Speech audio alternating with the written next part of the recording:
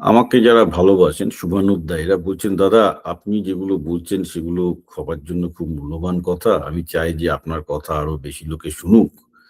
তো যেভাবে আপনি লোকেদেরকে গাধা, ছাগল এসব বলেন, ইডিয়েট বলেন, এটাতে যেটা সমস্যা হচ্ছে আমি আমি তো বিভিন্ন WhatsApp গ্রুপে আপনার এই লেখা এটা মানে ছড়াই।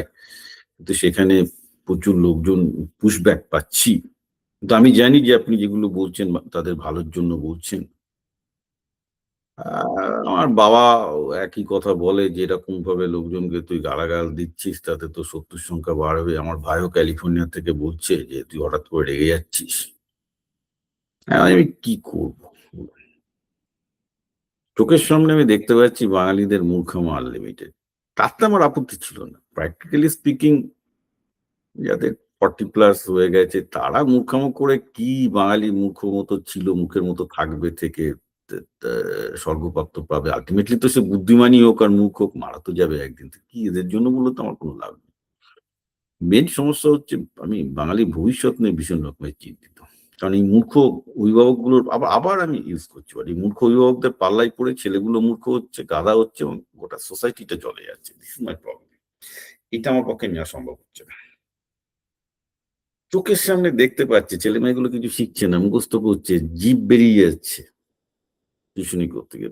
খেলাধুলা করছে না, ফলে প্রাণে সেই স্ফূর্তি নেই। যার জন্য আমি আজকে এই ঘটনাটা বললাম। দেখবেন আমার আরেকটা ভিডিওতে আমি বলেছি। আমার কি ভালো লেগেছে শোনার পর যে এটলিস্ট একটি মা বুঝতে পেরেছে যে তার মেয়ের মধ্যে তার সেই প্রাণশক্তি, একটা বাচ্চার মধ্যে যে অফুরন্ত প্রাণশক্তি থাকে, একটা বাচ্চার একটা অফুরন্ত প্রাণশক্তি, একটা এনার্জি সোর্স একটা বাচ্চার, সেটা ফিরে আসছে।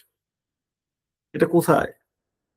সমস্ত ছেলেমেয়েগুলো তো এনার্জিটাই আপনারা শুষে নিচ্ছেন। আমি তো প্রচুর কলেজে ঘুরে দেখেছি। এখান থেকেই তো আমি জীবন জীবিকাটা শুরু করি। ২০২০-২২ সালে আমি যখন দেখলাম যে মানে বিটেক যেসব ছেলেপেলে করতেছে জিভ বার করে দিয়েছে পুরো। কিচ্ছু করতে পারছে না লাইফে। কিচ্ছু মাথায় চলছে না। Finished, exhausted by the time they are reaching 19। আমি বললাম যে, "আরে ভাই এটা তো হবে না। তারা এক্সারসাইজ করুক, খেলাধুলা করুক, একটু আ আনন্দ করুক, নাটক করুক, গান করুক, কবিতা করুক, গিটার বাজাক, খেলাধুলা করুক, প্রাণের আনন্দ খুঁজে পাক, আনন্দের সাথে পড়াশোনা করুক। যাতে তার প্রাণ শক্তিটা বজায় থাকে, কৌতূহলটা বজায় থাকে সেটাই তো হচ্ছে না।" এখন আমি কি বলব বলুন? আমি লোকজনকে ওইজন্য ব্যবসা করতে বলছি। ব্যবসা করলে এটলিস্ট কিছু না হলেও করে তো আনন্দ পাবে কাজটা পড়াশোনার থেকে। ক্লাস 7-8 থেকে ব্যবসা করতে বলছি। তো যাক একটা ভালো হয়েছে। যাকে এত গালাগাল দিচ্ছি দেখুন এখানে আমাকে কে গালাগাল দিল ওই বামপন্থী মার্কা, সব জান্তা মার্কা ওই বামপন্থীরা গালাগাল দিল। ওদেরকে আমি মানুষের মানে বাঙালি বামপন্থীদের আমি মানুষের পর্যায়ে বলে মনে করি না। And I said this very clearly. ঠিক আছে মানে বামপন্থী বাঙালির মধ্যেও ২ টাইপের লোক আছে। কিছু বুদ্ধিমান ভালো লোক আছে যারা they understand যে ভিন্ন মতের গুরুত্ব। কিন্তু একটা বড় অংশই হচ্ছে পুরো মদখোর, আফিংখোর, গাঁজাখোর টাইপের পাবলিক আরকি। ওগুলো বাদ দিন, ওদের লাভ নেই। আর আমার লক্ষ্য হচ্ছে স্টুডেন্টরা।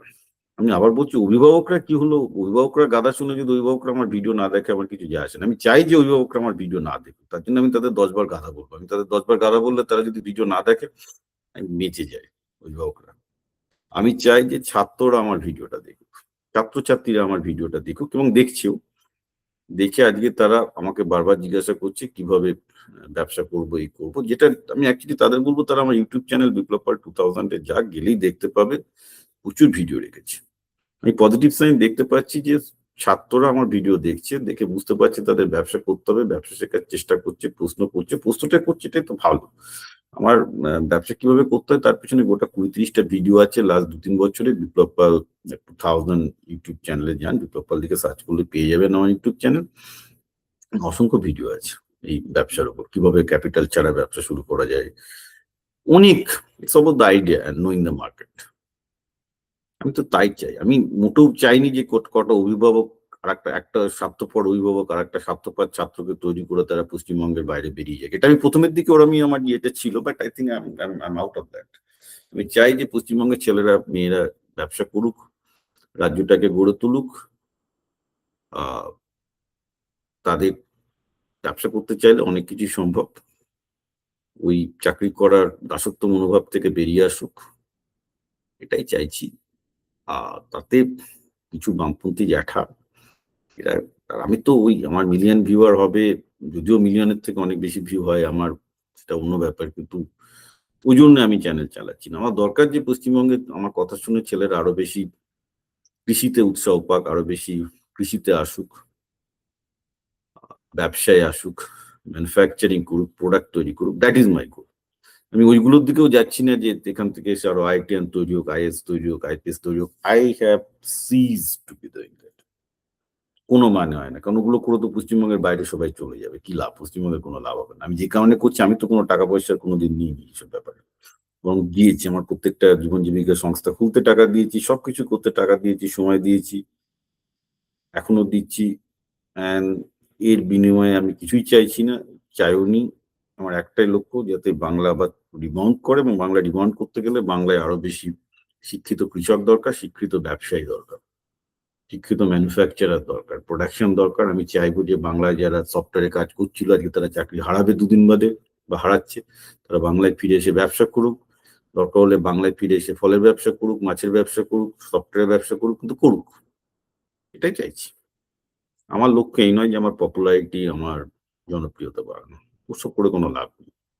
একটাই লক্ষ্য, পশ্চিমবঙ্গে তৈরি করতে গেলে এখানকার ছেলেমেয়েরা, এখানকার শিক্ষিত ছেলেমেয়েরা ফিরে আসুক। যারা আছে তারা আরো শিখুক, তাদের চোখ খুলুক, তারা আরো বড় ব্যবসা করুক, পশ্চিমবঙ্গকে কাজে লাগিয়ে আবার এক্সপোর্ট করুক, যাতে এই রাজ্যের অর্থনীতি বৃদ্ধি পায়। সো আমার গাদা শুনে কটা অভিভাবক আমার থেকে পালালো, আই সিম্পলি ডোন্ট কেয়ার। বা কটা সিপিএম পালালো, আই সিম্পলি ডোন্ট কেয়ার। আমার লক্ষ্য অন্য। লক্ষ্য যেখানে অন্তত কিছু হলেও ছেলেপেলেরা ব্যবসা করা শুরু করুক, ব্যবসায় উৎসাহ পাক, কৃষিতে যাক, তাদের সম্মান বাড়ুক। Take care of it.